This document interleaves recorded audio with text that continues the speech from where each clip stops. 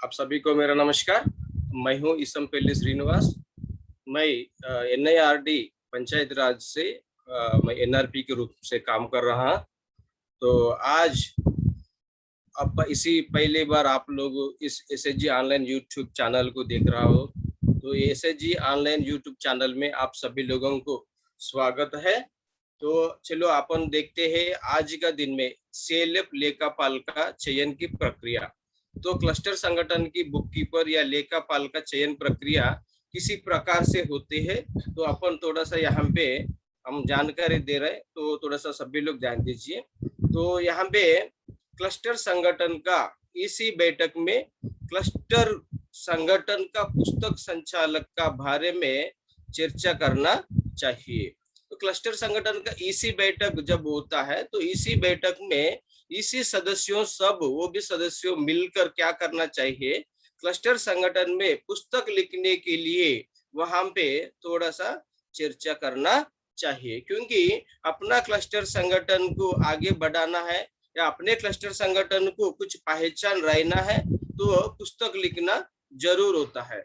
अगर पुस्तक लिखना है तो अपने को पुस्तक संचालक का व्यक्ति अपने क्लस्टर संगठन में रहना चाहिए। तो एक व्यक्ति रहना है तो अपन तो उनके बारे में चर्चा करना चाहिए, किस प्रकार के व्यक्ति को अपन चयन करना चाहिए। तो ये चयन करने की प्रक्रिया में अपन क्लस्टर संगठन की इसी बैठक में क्या करना चाहिए, क्लस्टर संगठन की इसी बैठक में क्लस्टर संगठन का पुस्तक संचालक का बारे में अपन चयन करना चाहिए। और क्लस्टर संगठन का लेखापाल को रहने वाले योग्यता बिंदु को तैयार करना चाहिए और चयन की प्रक्रिया कैसे करना है ये निर्णय लेना चाहिए। अभी क्लस्टर संगठन में जो लेखापाल रहते हैं वो लेखापाल को, अगर एक लेखापाल को अपन चयन करना है तो इनकी एलिजिबिलिटी क्या होता है, यानी योग्यता क्या होना चाहिए, किस प्रकार की योग्यता रहे तो अच्छा रहेगा। और योग्यता बिंदु को ये खुद इसी संगठन की सदस्यों सभी मिलकर ये बिंदु को तैयार करना चाहिए। और ये बिंदु को तैयार करने के बाद ये चयन की प्रक्रिया किस प्रकार से करना चाहिए उनके बारे में निर्णय लेना चाहिए। क्योंकि अगर चर्चा नहीं करे या कोई भी निर्णय नहीं ले सकता, तो इसलिए सबसे पहले क्या करना चाहिए, योग्यता बिंदु को तैयार करना चाहिए और इसके बाद चयन की प्रक्रिया किस प्रकार से करना है तो सभी लोग मिलकर चर्चा करने के बाद में निर्णय लेना चाहिए।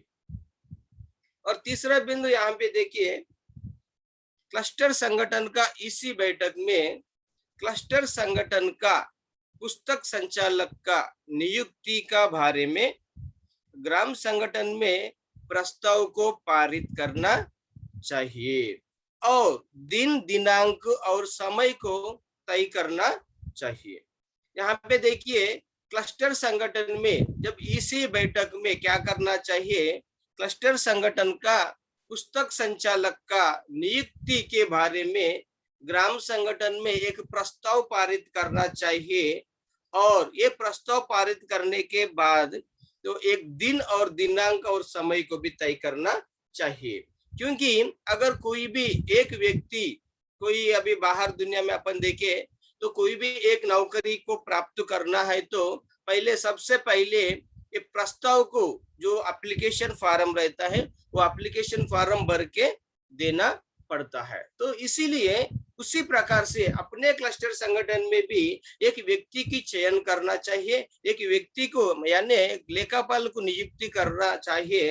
तो नियुक्ति करने से पहले अपन एक प्रस्ताव को पारित करना चाहिए सारे ग्राम संगठन को, जितना भी ग्राम संगठन है अपना क्लस्टर संगठन के अंतर्गत जुड़ के है उतना ही ग्राम संगठन को अपन एक प्रस्ताव पारित करना चाहिए और उनको उसी समय में कौन सा दिन में अपने को तो नियुक्ति की चर्चा कर रहे हैं वो नियुक्ति का जो दिन और दिनांक का समय को भी तय करना चाहिए। और इसके बाद अभी देखिए, क्लस्टर संगठन में सीएलएफ का लेखापाल का प्रस्ताव को प्राप्त करके जांच करने के लिए एक कमिटी को नियुक्त करना चाहिए। अभी अपना क्लस्टर संगठन में सीएलएफ के जो लेखापाल का प्रस्ताव तो अपन पारित किया है, लेकिन जो पारित किए गए प्रस्ताव को अपन प्राप्त करने के लिए, प्राप्त कर जांच करने के लिए क्या करना चाहिए, एक कमिटी को नियुक्त करना चाहिए। अपने क्लस्टर संगठन इस सदस्यों में रहने वाले मेंबरों से, सदस्यों से अपने को क्या करना चाहिए, एक कमिटी को नियुक्त करना चाहिए। वही उसी कमिटी के द्वारा जो पारित किए गए प्रस्ताव को प्राप्त करवा के, प्राप्त करने के बाद वो प्रस्ताव को जांच करना चाहिए। जांच इसलिए करना चाहिए तो उस योग्यता में कौन सा लेखापाल, कौन सी सदस्य उस योग्यता में तो बैठता है, तो वो योग्यता के अनुसार फिर से उनको आमंत्रण करने के लिए, उनको जानकारी देने के लिए क्या करना चाहिए, जांच करना जरूर होता है। ये प्राप्त करके जांच करने के लिए एक कमेटी को नियुक्त करना चाहिए। नियुक्त करने के बाद जो योग्यता रहने वाले सारे सदस्यों को लिखित परीक्षा एवं लिखित परीक्षा के लिए एक दिनांक और एक समय को तय करना चाहिए।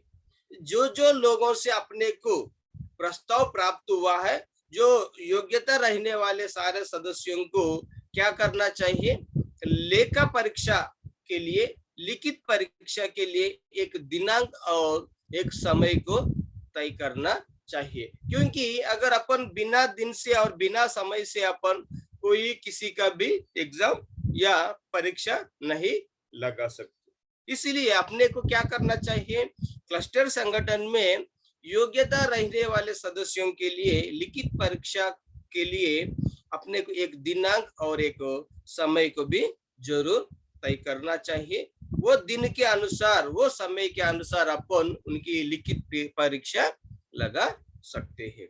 लेकिन ये लिखित परीक्षा लगाने के लिए उनके लिए एक परीक्षा पेपर होना जरूर होता है। लेकिन ये परीक्षा पेपर कौन तैयार करेंगे, यहाँ पे नीचे अपन देखिए, राज्य स्तरीय अधिकारी और जिला स्तरीय अधिकारियों से परीक्षा पेपर को तैयार करना चाहिए। क्योंकि अपन अपना क्लस्टर संगठन में लेखापाल की परीक्षा अपन ले रहे हैं, तो अपन खुद परीक्षा पेपर को तय नहीं करना चाहिए। क्योंकि अपन तय करेंगे तो किसी का फेवर में अपन परीक्षा पेपर को तय कर सकते, या किसी के फेवर में अपन उनकी लेने के लिए अपन प्रोत्साहन दे सकते। तो इसी वजह से अपने को क्या करना है, राज्य स्तरीय अधिकारियां और या जिला स्तरीय अधिकारियों से अपने को परीक्षा पेपर को तैयार करवाना चाहिए। वो पेपर को कभी भी किसी को भी परीक्षा लेने से पहले किसी को जानकारी नहीं बताना चाहिए। जिस दिनांक में, जिस समय में अपने को पेपर लिखना होता है, उसी समय में वो पेपर को खोलकर तो सभी लोगों को देना चाहिए। उसी प्रकार से देने के बाद जो नियुक्ति किए गए कमिटी द्वारा, जो अपन एक कमिटी को तैयार किया है, जो प्रस्ताव को जांच करके, प्राप्त करके जांच करने के लिए कमिटी को नियुक्त किया है, वो नियुक्ति किए गए कमिटी द्वारा अपने को क्या करना चाहिए, क्लस्टर संगठन में लिखित परीक्षा लगाना चाहिए। देखिए, अपन एक दिनांक को तय किया है और समय को तय किया है, जिला अधिकारियों से या राज्य अधिकारियों से अपन पेपर को भी तैयार करवाया है। वो करने के बाद में क्या करना है, नियुक्ति किए गए कमिटी द्वारा अपने को क्लस्टर संगठन में लिखित परीक्षा लगाना चाहिए। क्योंकि लिखित परीक्षा इसीलिए लगाना चाहिए, उसमें सबसे ज्यादा, सबसे अच्छा जिस व्यक्ति को उनको गुणांक या मार्क मिलता है, तो उसी आधार पर अपन एक अच्छा व्यक्ति को चुनाव या चयन कर सकते हैं। इसीलिए क्लस्टर संगठन में नियुक्ति किए गए कमिटी द्वारा अपने को क्लस्टर संगठन में लिखित परीक्षा लगाना चाहिए। और लिखित परीक्षा लगाने के बाद में अपने का और एक दूसरा भी परीक्षा है क्लस्टर संगठन में लेखापाल का लिखित पेपर जांच करने के बाद क्या करना चाहिए, अपने DMMU यानी जिला मिशन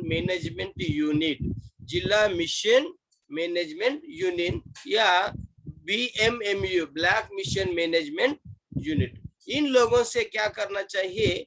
और इसके साथ साथ में अपना क्लस्टर संगठन की वो भी पदाधिकारी भी रह सकते हैं, इनके सामने मौखिक परीक्षा यानी इंटरव्यू द्वारा CLF लेखापाल को चयन करना चाहिए। क्लस्टर संगठन में अभी देखिए एक लेखापाल को चयन करने के लिए अपन कितना प्रकार की प्रोसेस कर रहा है। यहाँ पे देखिए तो एक पेपर जांच करने के बाद में तो GMMU से और BMMU से मौखिक परीक्षा और इंटरव्यू द्वारा CLF का लेखापाल को चयन करना चाहिए।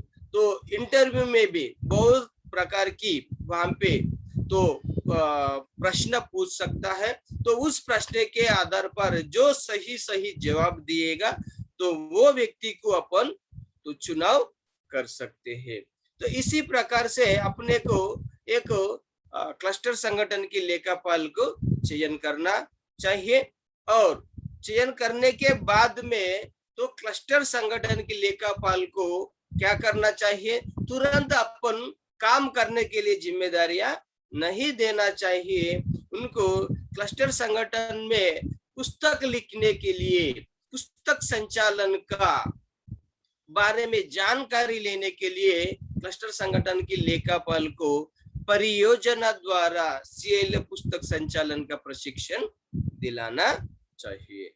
क्योंकि अभी देखिए अभी आपने तो लिखित परीक्षा हुआ है, अभी मौखिक परीक्षा हो गने के बाद में अपन तुरंत उनको काम करने के लिए जिम्मेदारियां नहीं देना चाहिए, क्योंकि उनको वो काम किसी प्रकार से करना है, कैसे करना चाहिए, तो उनकी क्या क्या जिम्मेदारी होता है, उनकी रूल्स एंड रिस्पॉन्सिबिलिटी क्या क्या होता है, कौन से प्रकार की काम करना चाहिए, कौन से प्रकार की काम नहीं करना चाहिए, ये सारे विषय के ऊपर उनको जानकारी देने के लिए क्लस्टर संगठन में लेखापाल को अपने परियोजना द्वारा पुस्तक संचालन का बारे में प्रशिक्षण दिलाना चाहिए। जब उनको पुस्तक संचालन के बारे में प्रशिक्षण दिलाने के बाद में एक सुशिक्षित बुक कीपर तैयार होता है। जब सुशिक्षित पुस्तक संचालक या सुशिक्षित लेखापाल तैयार होने के बाद में क्लस्टर संगठन में